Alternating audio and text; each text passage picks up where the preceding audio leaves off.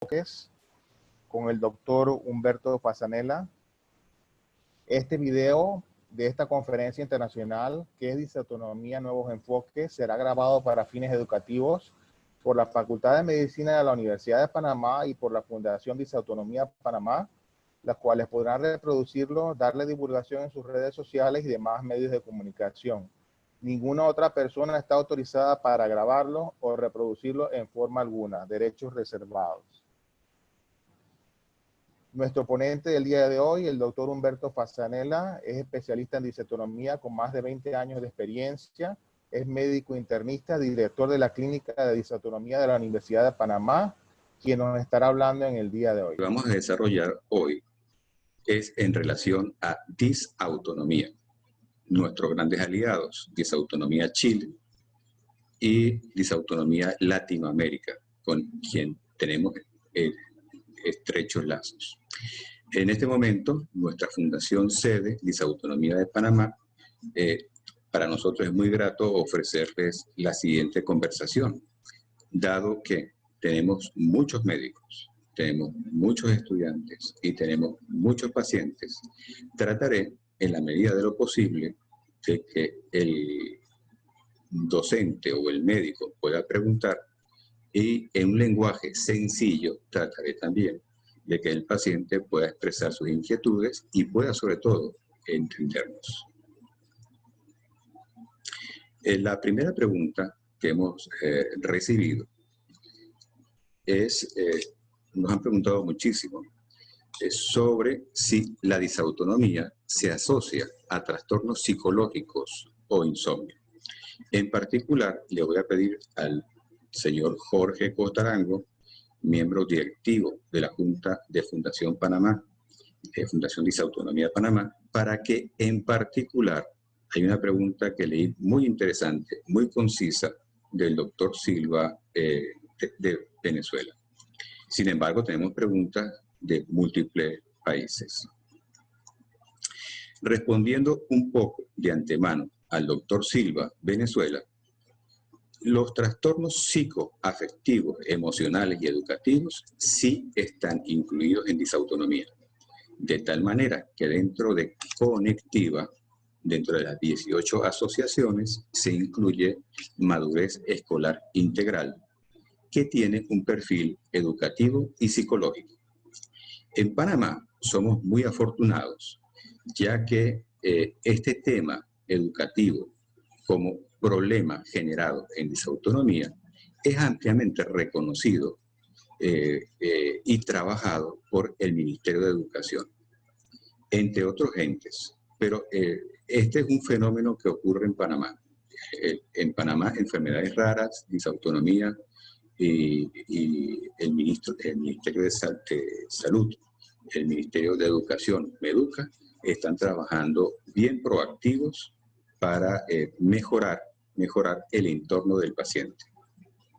Muy bien, entrando un poquito en materia, algunos conceptos que yo quisiera, los voy a comentar, haciendo énfasis en pequeños detalles. ¿Qué es una enfermedad? ¿Qué es disautonomía? Es una enfermedad del sistema nervioso. Sabemos todos que es así. Tanto periférico, ese es el concepto tradicional, como central, ese es el concepto nuevo. Entonces, es una enfermedad del sistema nervioso, tanto periférico como central, donde el sistema que se afecta, simpático o parasimpático, no están en equilibrio o no permanecen en equilibrio cuando hay una carga física o emocional. ¿Qué cargas pueden hacer que ocurra una disfunción o una alteración del sistema simpático o parasimpático? Por ejemplo, tan pequeña como levantarse de la silla, levantarse de la cama puede producir síntomas, entre ellos mareo, confusión, taquicardia, muchos otros síntomas que veremos más adelante. A veces, bueno, puede haber una carga moderada, que salgamos a subir escaleras y tan solo con un piso o con menos escaleras inclusive, ya esos síntomas se reproducen. Existen disfunciones del sistema simpático, parasimpático, que ocurren en reposo. Esto es muy importante. Como veremos más adelante, hay una paciente que está en reposo con una taquicardia de 178 latidos por minuto y ya entendía antes de ser tratada era una condición normal. Y 4, ¿qué otra carga tenemos diferente a la actividad física? La emocional, con o sin afección del sueño. No es lo mismo tener un cuadro de disautonomía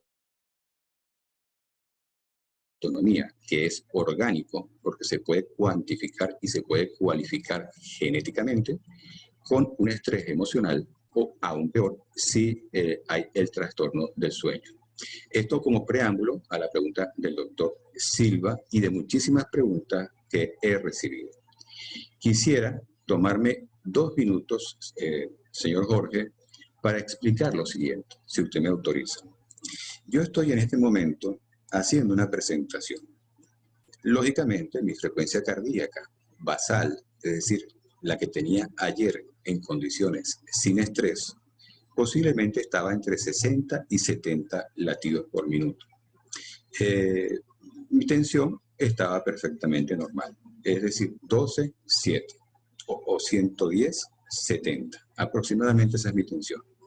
Debido a que hoy estoy dando una conferencia de carácter internacional y tengo el conflicto de que quiero que los estudiantes de posgrado que nos están escuchando, los estudiantes de pregrado que están presentes, los médicos que nos están viendo, entiendan, comprendan y puedan preguntar.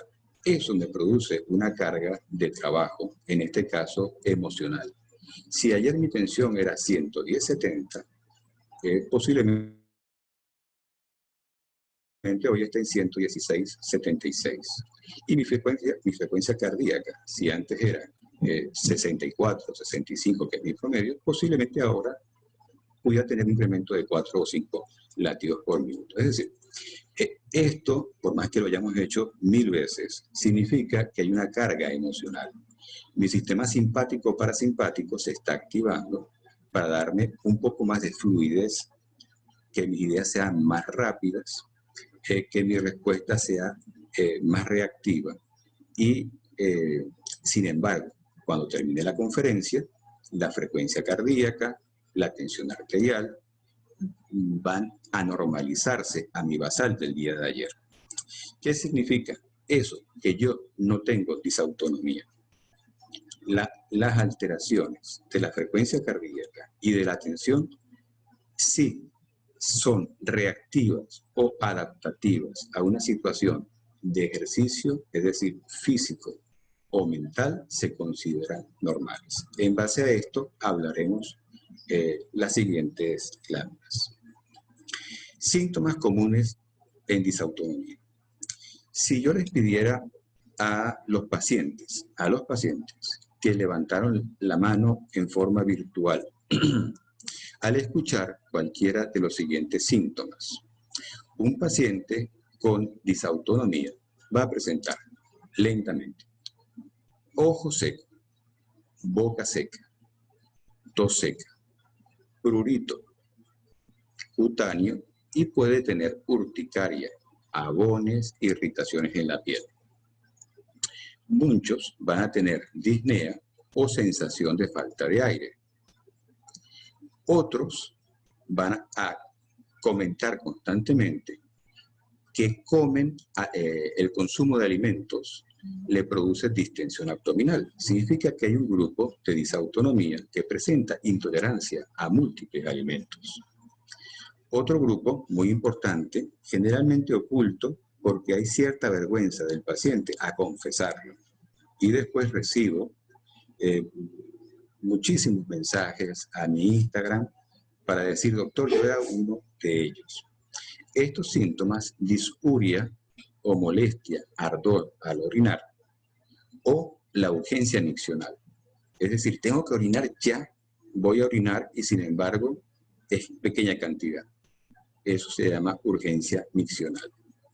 Una consulta soslayada, oculta, es, doctor, yo tengo dolor para mantener relaciones sexuales, pero me da vergüenza plantearlo. Eso se llama dispareunia. Otros pacientes refieren sensación de peso vaginal o rectal. Muy frecuente en los hombres es un dolor en testículo, siempre o habitualmente del lado derecho.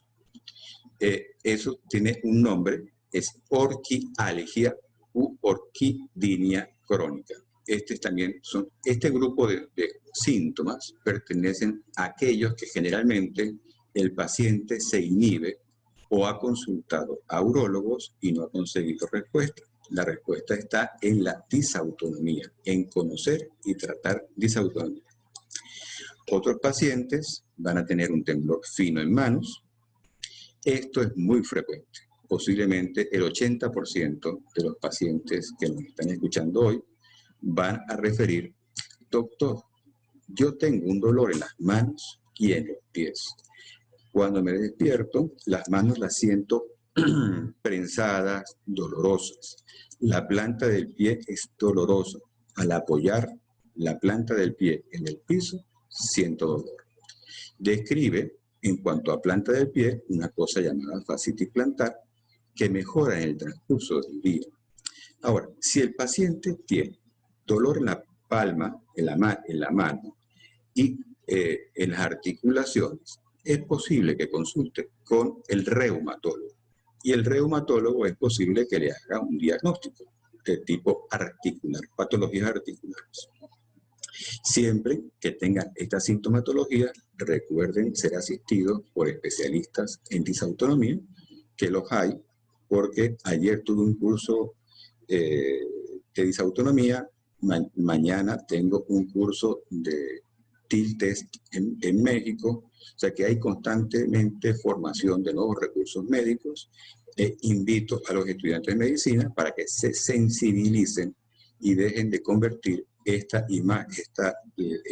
condición, enfermedad llamada disautonomía, en una enfermedad invisible. Siguiendo un poquito con los síntomas, más hacia los 40-45 años, una consulta muy frecuente, tal vez de las anteriores, es la menos frecuente.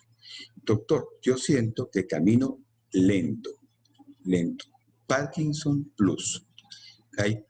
Lo van a manifestar como un enlentecimiento de los movimientos, cierta rigidez, cuello, se quejan constantemente de dolor en el cuello. Los pasos son como muy cortos, y hay algo de bradisiquia o pensamiento lento, bradisiquia. ¿Por qué se llama Parkinson Plus? Porque este paciente que tiene bradisiquia o pensamiento lento, dolor en las manos o dolor en la región cervical o contractura generalizada, también se asocian problemas viscerales, en particular los problemas inherentes a la vejiga. A eso se conoce como Parkinson Plus. Por último, lo dejé porque es la condición de síncope más conocida. ¿Cuál es? La forma cardiovascular. Prácticamente a todos los médicos y muchos de los participantes van a reconocer como disautonómicos el síncope, la hipotensión arterial, la taquicardia paroxística ortostática y conocida como POTS. Muy bien. Para poder darle forma a estos conocimientos, me he permitido tomar una de las preguntas que dice lo siguiente. Paciente GA, 32 años, vive en España, cito, me han diagnosticado hace 3 meses disautonomía, con síncope y epilepsia. Hago refuerzo, con síncope y epilepsia refractaria. ¿Qué significa síncope? Pérdida brusca de la conciencia, del conocimiento, para que me puedan entender. Y epilepsia refractaria es que ha sido vista por muy buenos médicos, le han puesto los medicamentos más maravillosos y sin embargo sigue con la epilepsia. Estas epilepsias las hemos logrado resolver y la podemos tratar para que GA de España no sienta angustia de que ha entrado en una condición irreversible. Sigo con el comentario de la paciente. He leído mucho y encuentro artículos donde lo relacionan con la enfermedad de Marfan y o Ehlers-Danlos. Y pregunta, si tengo disautonomía, ¿puedo tener esas condiciones? Muy bien. En esta lámina, disautonomía puede relacionarse o no con Ehlers-Danlos y con Marfan. Es una paciente que tiene un rango articular aumentado. Le pedimos sencillamente que extienda miembro superior y observamos cómo en vez de ser 180 grados la extensión, en este caso hay una hiperextensión. Esta misma paciente con extrema facilidad lleva el pulgar hasta esta posición y había otra imagen que no quise colocar donde el pulgar lo lleva hasta aquí arriba. Muy bien. Esta misma paciente tiene una condición muy, pero muy importante. Es un genu recurvatum. Genu recurvatum. A mis estudiantes de pregrado, posgrado, se los exijo. Y redondearé ese comentario en la otra lámina.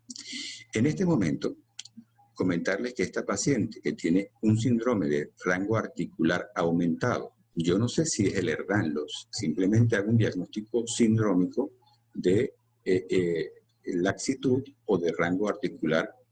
Son términos que cada vez son como más modernos, ¿no? Y esta paciente le hicimos las pruebas y dio un síndrome de Ehlers-Danlos clásico. Esta es la abreviatura. La base genética COL5A2 y la proteína en conflicto es el colágeno tipo 5.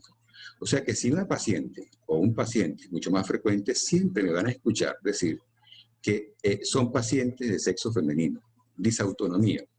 Disautonomía tiene una relación prácticamente 7-3, 8-2 a predominio del sexo femenino. Recordando un poquito el genu recurvatum o gen recurvatum, aprovechamos esta diapositiva.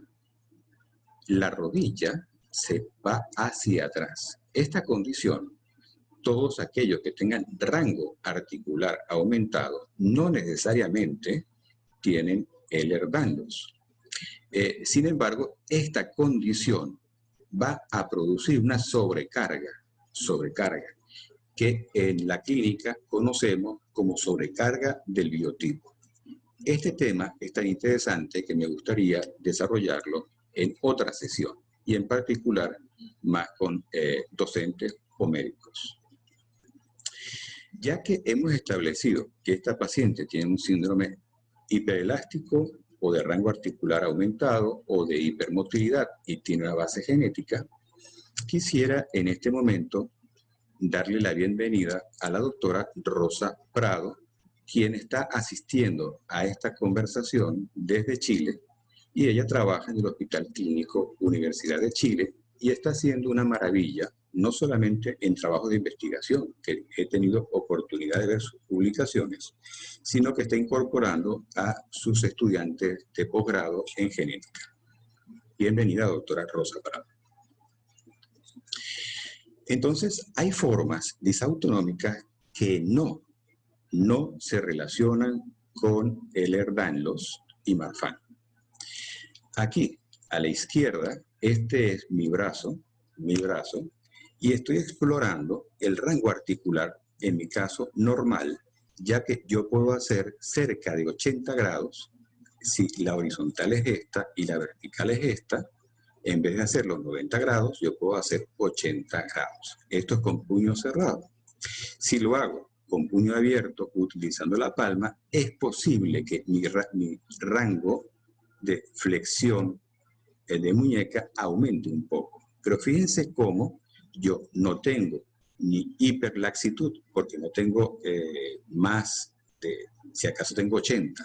Un paciente con hiperlaxitud tendría 100, 110, es decir, tanto el puño como la muñeca, la mano, se desplazarían completamente hacia atrás.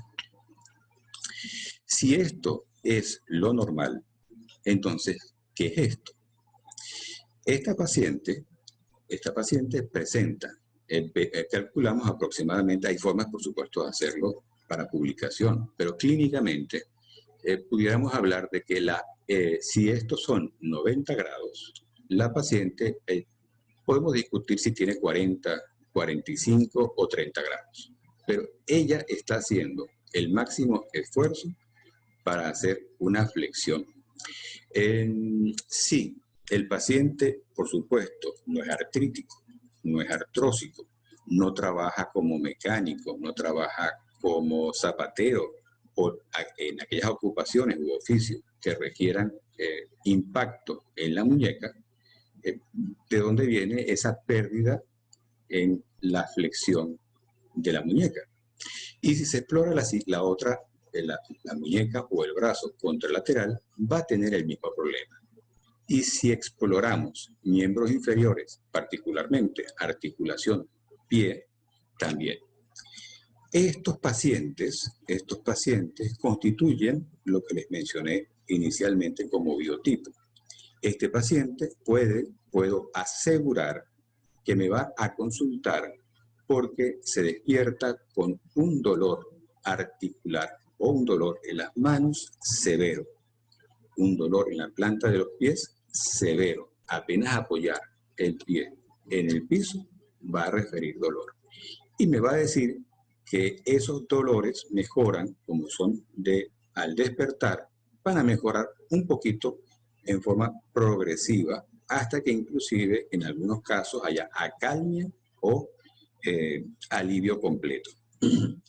Y cuando estos pacientes, esto es la contradicción de Ehlers-Danlos. Nosotros trabajamos con Ehlers-Danlos, con Marfan, con otros síndromes hiperelásticos, pero esta es nuestra fortaleza, el desarrollo del biotipo del paciente disautonómico. Enfoque nuevo. Muy bien. Ahora, me gustaría, en vez de complicarles y enredarles el conocimiento, en particular a los pacientes, o que se asusten, lo que quiero es que vean el siguiente video. Esta es una paciente de 54 años. Ella ejerce como abogado litigante y cada vez que tiene un litigio, duerme mal y ocurre este movimiento retante involuntario de lo medial a lo distal. Eso es atetosis.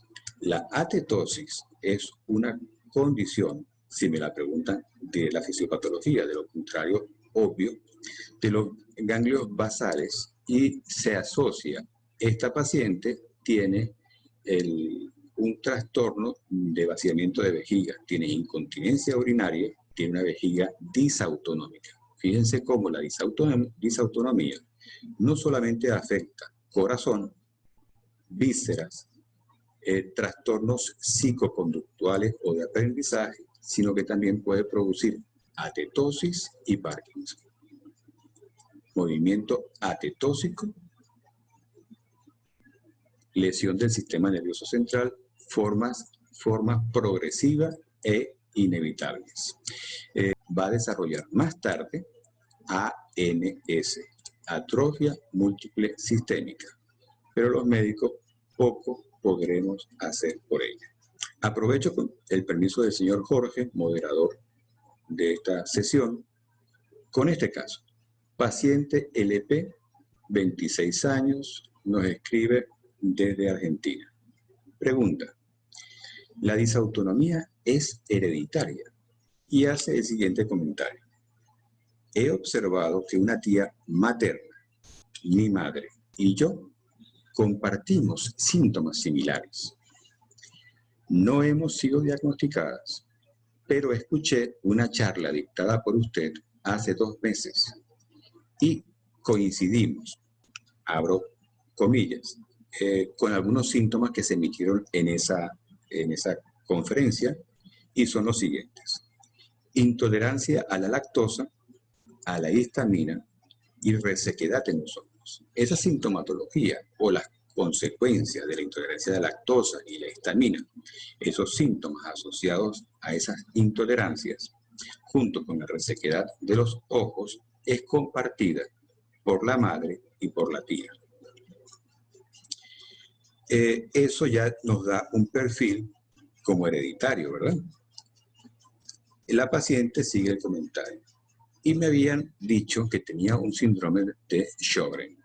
Totalmente válido, pero para síndrome de Sjögren le sobra esta intolerancia, lactosa, histamina. A través de esa conferencia dimos unas medidas muy generales, y continúa: he mejorado con el uso de DAO, diaminooxidasa y lactasa. ¿Qué más puedo hacer? Por supuesto que a la distancia se puede ayudar, pero estamos limitados. Sin embargo,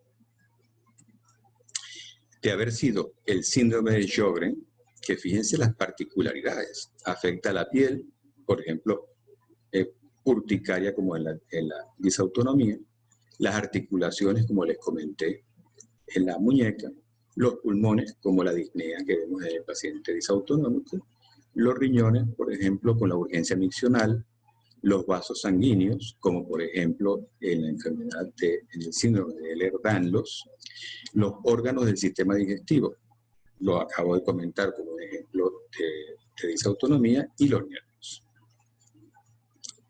Ahora, ella insiste, pero es hereditaria, desea un rotundo sí o no. La disautonomía es hereditaria. Habitualmente, las formas que se transmiten pueden diferir. Y me explico. En un grupo familiar pueden coexistir diferentes formas de disautonomía. Por ejemplo, la madre presenta síncope, pero los hijos pueden tener síntomas digestivos o trastornos psicoafectivos o cualquier combinación de los anteriores. En disautonomía es muy importante entender que existen los equivalentes disautonómicos. Si la madre sufre de síncope o el hijo sufre de síncope, el pariente, sea madre o hijo, no tienen por qué sufrir la misma forma disautonómica, por ejemplo, síncope, pero sí pueden sufrir síncope, formas digestivas, síncope, formas neurológicas, síncope, distimia o trastornos psicoafectivos. Veamos la siguiente familia, para comentar y reforzar el concepto de que es familiar. Esta familia está constituida por 3 miembros. El miembro familiar número 1, aquí podemos observar, cuando él se incorpora, basta incorporarse, pasar de acostado a la posición de pie, siente un enrojecimiento y después una coloración tipo azul, azulada. Eso lo hace literalmente en segundos. Existe una forma de reproducirlo que se llama test de pooling o de vaciado llenado también, totalmente válido. En la escuela española nos gusta hablar más de llenado vaciado. ¿En qué consiste el test de pooling?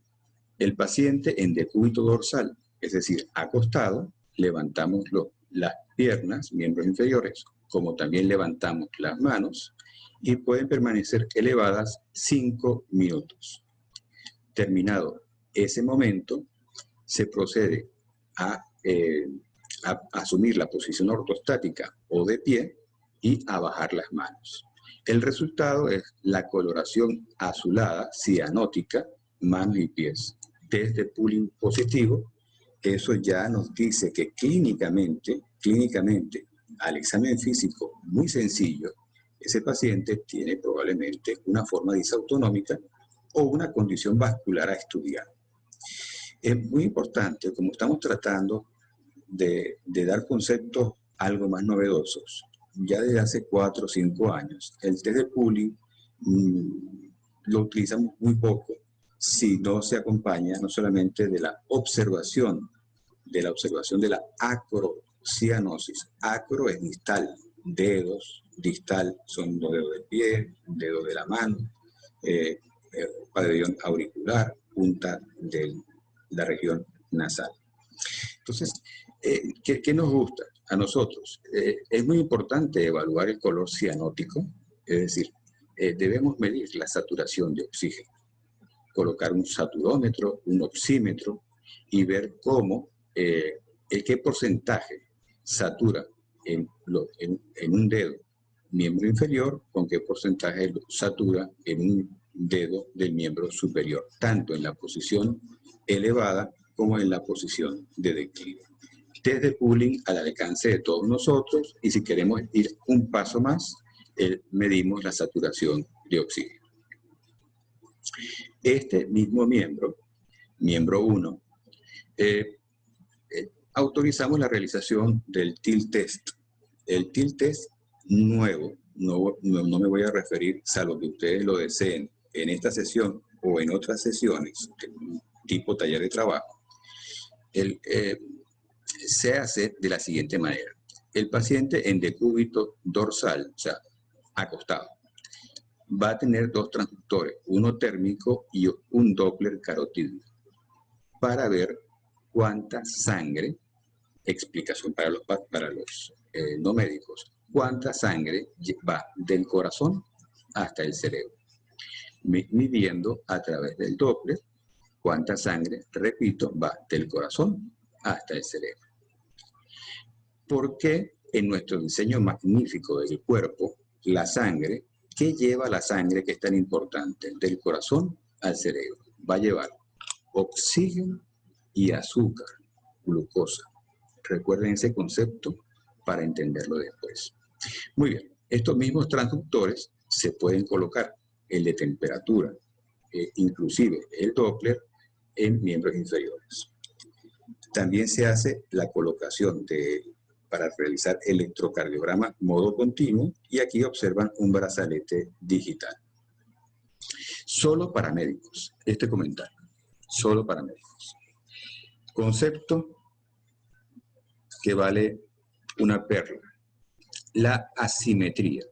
Como estamos haciendo electroencefalograma, aquí, si no lo comenté, me disculpan, se está haciendo en simultáneo un electroencefalograma.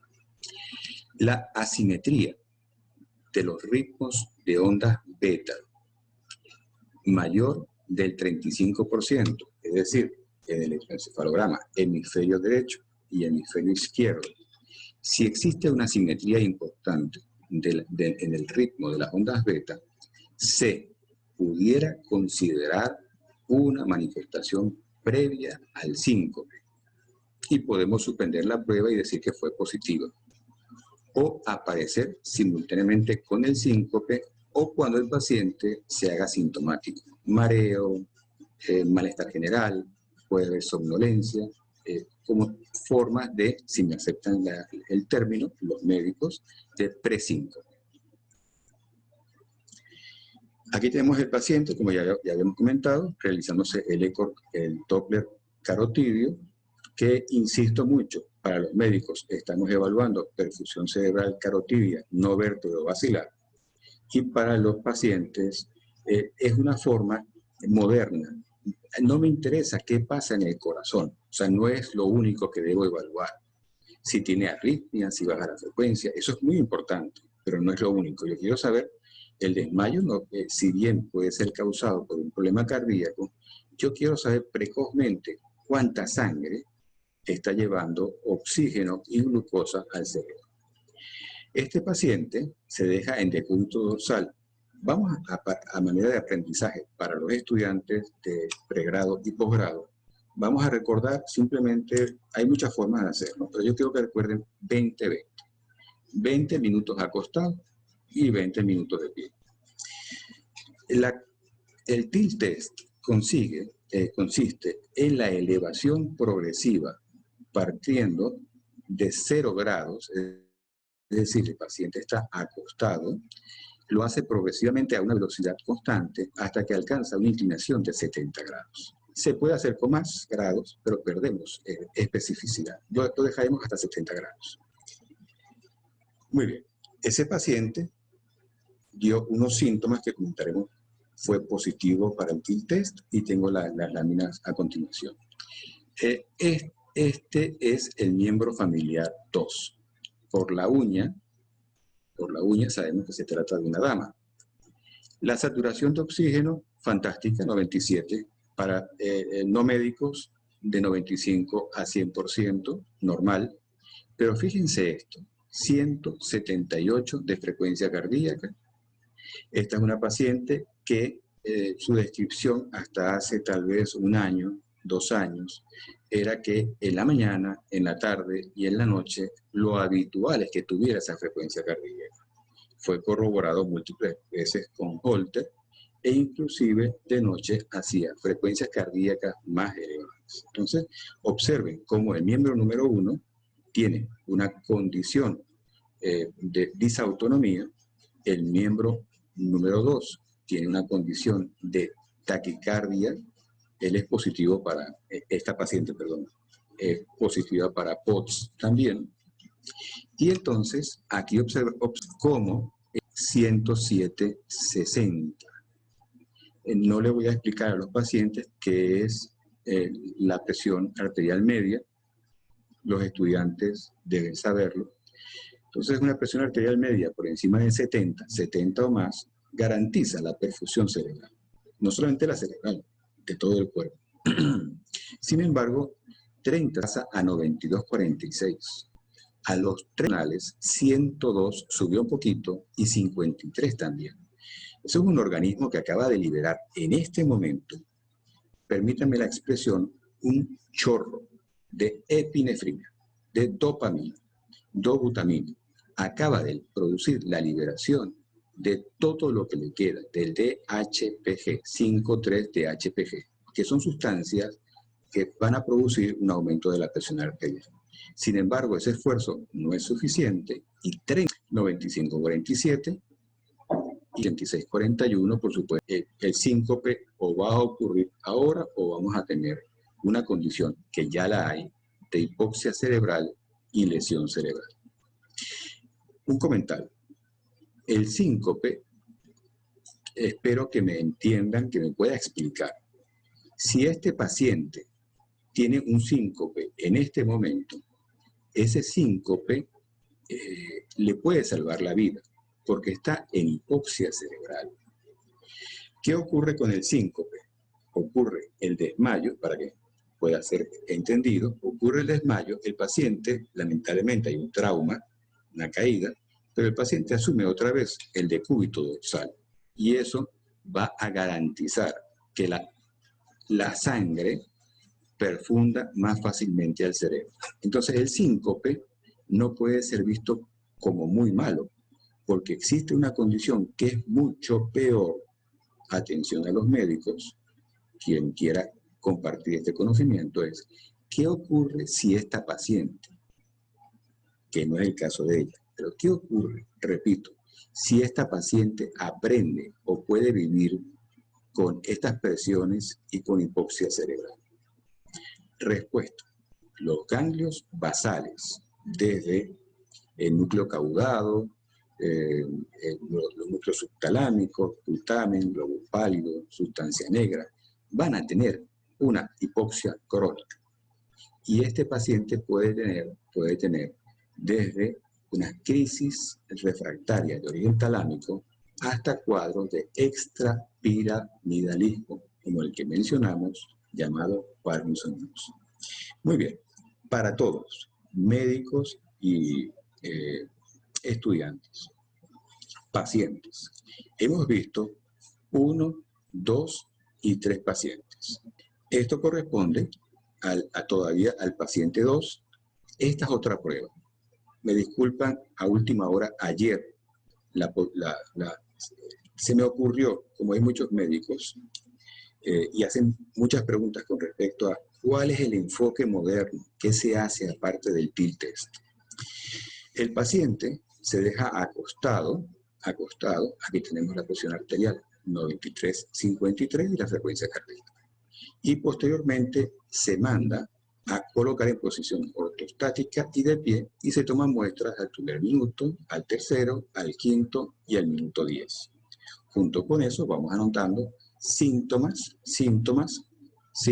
de tipo hipoperfusión cerebral o mareo, debilidad, cansancio, sueño o síncope. ¿Qué medimos en todos estos minutos o momentos? Medimos, para los médicos por supuesto, norepinefrina, basal. ¿Y qué pasó cuando se puso de pie? Lo normal es que esto se eleve, no que baje. Entonces, norepinefrina bajó. Epinefrina de 16 a 34, como que está ayudando un poco a evitar el síncope. Dopamina tiene que duplicarse. En este caso, de 12 apenas a 14. DHPG o estimulante o análogo de los receptores de glutamato. Función compartida con cannabis sativa. DHPG, entonces, pasó de 1584 a 1665. Eso siempre tiene que subir por lo menos 200 puntos. Y la dopa, de 3723, bajó. Es decir, que aquí no hay una respuesta de estos marcadores y yo puedo concluir, junto con los síntomas ortostáticos, que este paciente tiene una forma vascular neuroendocrina o neurohumoral. Veamos el caso de la madre. La madre que tiene disautonomía, la forma digestiva, es decir, intolerancia, déficit de diaminoxidasa, le cae mal todo, está asociada inclusive a una intolerancia al gluten. Hay otras cosas que prefiero no mencionar. Esa paciente que tiene el diagnóstico de disautonomía, cuando se hace la prueba, vean primero que estando acostada o de pie, las tensiones se mantienen, la sistólica, muy bien, inclusive se da el lujo de que al minuto 5 la sistólica esté alta, lujo entre comillas. Y la diastólica también 87, en posición ortostática o de pie, 97, hizo como un cuadro de hipertensión, ¿verdad? En este caso diastólica y en este caso sistólica. Perdón. Y las frecuencias cardíacas con una variación muy pequeña y asignamos un punto 1. Veamos qué ocurre para los médicos y aquellos pacientes que estén interesados, una explicación muy sencilla. Cuando se coloca de pie, pasa de 526 a 913. A los pacientes no les importa que suba. A los médicos nos interesa que todo lo que está aquí, suba aquí. La norepinefrina sube de 526 a 913. La epinefrina sube de 24 a 39. La dopamina, 12, casi que se duplica, mientras que su hija tenía 12-14, la madre tiene 12-23. La DHPG de 1231, 300 puntos, gana 1510. Y la dopa, muy importante, de 2398 a 2546. Este paciente tuvo 0 puntos o síntomas ortostáticos, ¿bien? Mientras que la hija, que tiene disautonomía, su predominio es cardiovascular, la madre, que son sus genes, no presenta disautonomía cardiovascular, sino que presenta una forma de disautonomía de tipo digestivo. Aquí tenemos una pregunta de una paciente de Estados Unidos que ella ya ha escrito un par de veces. Yo puedo responderle al correo electrónico, ya es una paciente que ya ha iniciado su etapa de mejoría. Tal vez pudiera responder esto y poner a su disposición los correos de la fundación, @disautonomiapanamá, @Humberto Fasanella. En mi caso, no puedo responder todos los mensajes, más sin embargo, a través de esa vía puedo en algunos casos reforzar algunas conductas y a la distancia, tiempos han cambiado, podemos colaborar muchísimo. El señor Jorge, quisiera preguntarle si hay algún tipo de inquietud en el,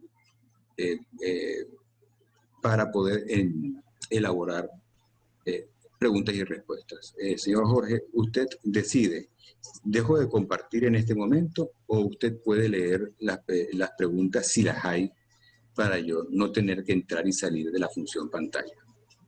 Ok, sí, sí, hay preguntas, bastantes. En primer lugar, preguntan cuál es la diferencia entre disautonomía y neuropatía autonómica, o es lo mismo. Sí, son prácticamente indistinguibles, ¿no? Entonces, preferimos convertir disautonomía en un síndrome, ¿Por qué los médicos manejamos mucho el diagnóstico sindrómico para reconocimiento de patrón? Se comportan exactamente igual. Lo que pasa es que el gran diagnóstico es formas disautonómicas neurológicas.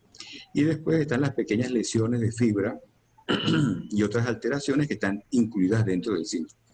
Yo preferiría, y la respuesta definitiva es sí, estamos hablando de un subtipo de disautonomía.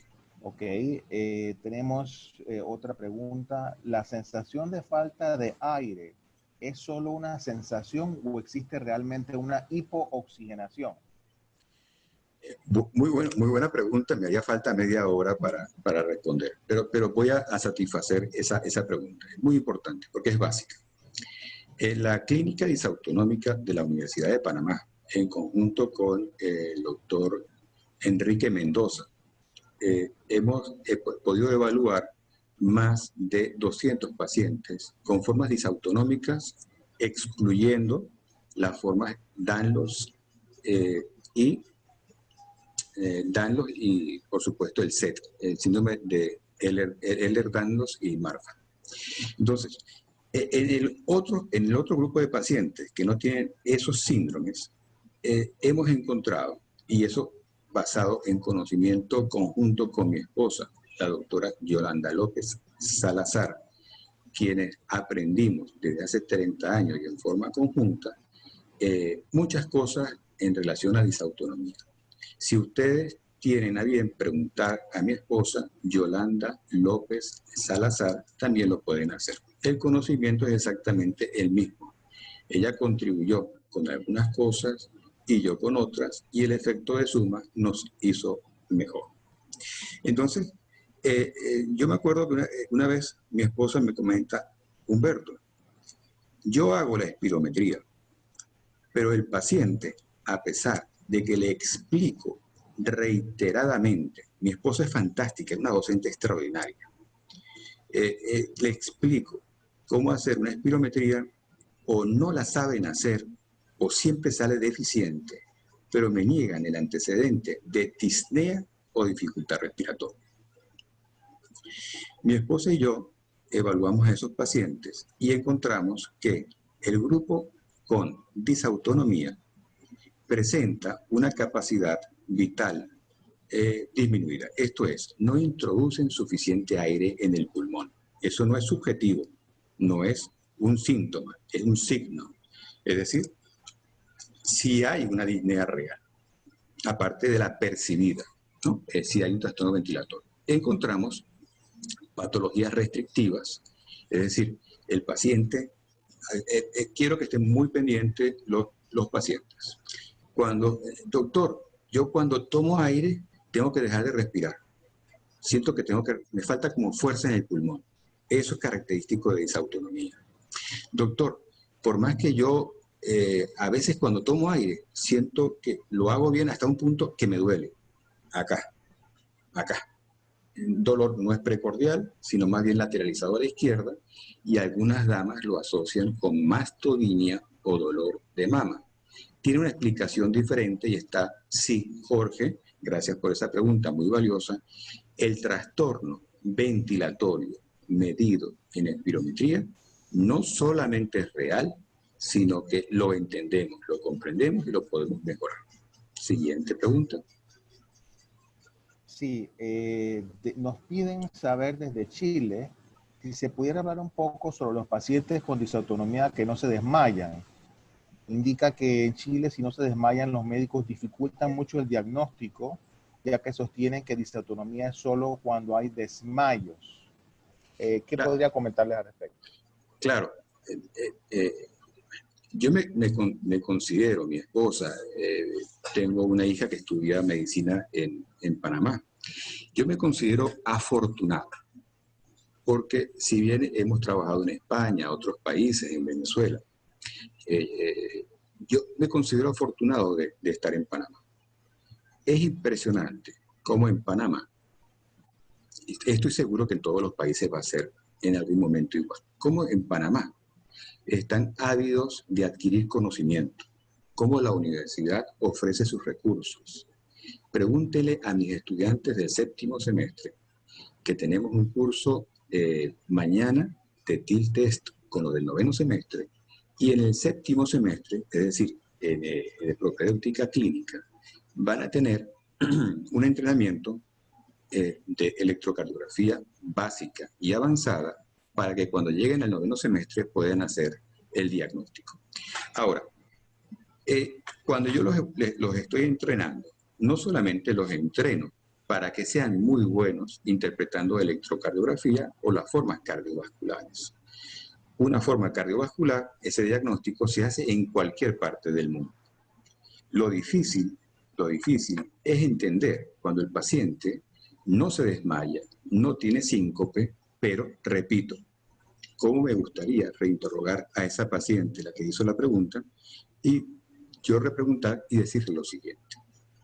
Señora o señor, ¿usted siente ojo seco, boca seca, tos nocturna, dificultad para respirar, sensación de carraspera o irritación de garganta?